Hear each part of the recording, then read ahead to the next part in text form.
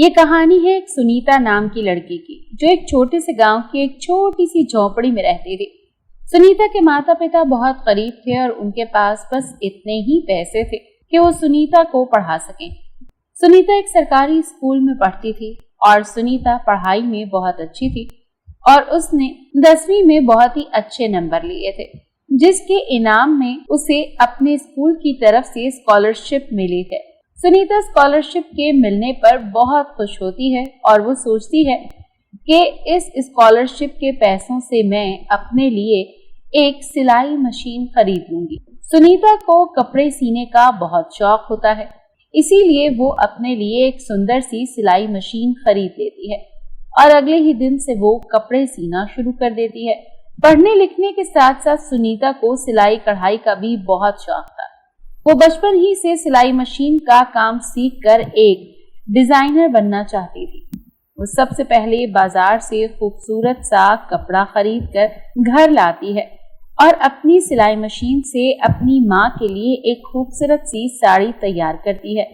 फिर अगले ही दिन से सुनीता के पास बहुत सारे कपड़ों का ऑर्डर आना शुरू हो जाता है। वो सबको उनके कपड़े सी कर देती है और सब गांव वाले सुनीता के इस हुनर से बहुत खुश होते हैं। एक दिन सुनीता अपने लिए एक खूबसूरत सा गाउन बनाती है और फिर वो उस गाउन को पहन कर देखती है तो वो उसमें बहुत ही खूबसूरत लग रही होती है।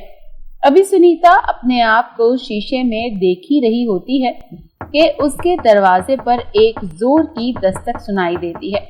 तो वो जल्दी से जाकर दरवाजा खोलती है तो वहां पर एक परी होती है, जिसके सारे कपड़े बारिश की वजह से गीले हो गए होते हैं क्योंकि बाहर बारिश हो रही होती है।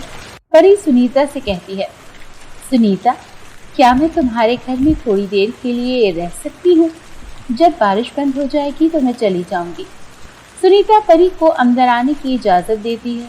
अब क्योंकि परी के कपड़े बारिश की वजह से गीले हो चुके होते हैं तो सुनीता परी से कहती है, परी, तुम्हारे तो सारे कपड़े गीले हो गए हैं, तुम्हें तो ठंड लग जाएगी। रुको, मैं तुम्हारे लिए अभी एक ड्रेस बना देती हूँ। सुनीता अपनी सिलाई मशीन खोलती है और परी के लिए एक प्यारी सी ड्रेस बना देती है। सुनीता वो ड्रेस परी को देती है और परी उसे जल्दी से पहन लेती है।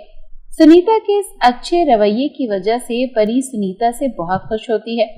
परी सुनीता से कहती है, शुक्रिया सुनीता, तुमने आज मेरी बहुत मदद की है, इसीलिए मैं तुम्हें एक तोहफा देना चाहती हूँ। परी अपनी जादू की छड़ी निकालती है और सुनीता की सिलाई मशीन पर जादू कर देती है, जिससे वो अब एक जादुई मशीन बन जाती है।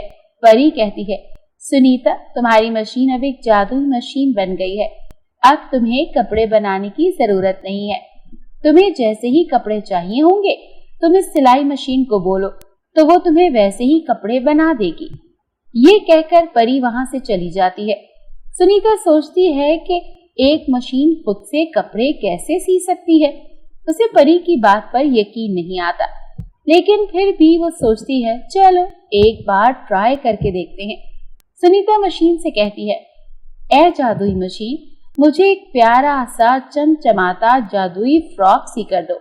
मशीन, जो हुक्म मेरी मालकन। मशीन इतना कहती है और खुद से ही चलने लगती है और देखते ही देखते एक चमकता हुआ फ्रॉक सी लेती है।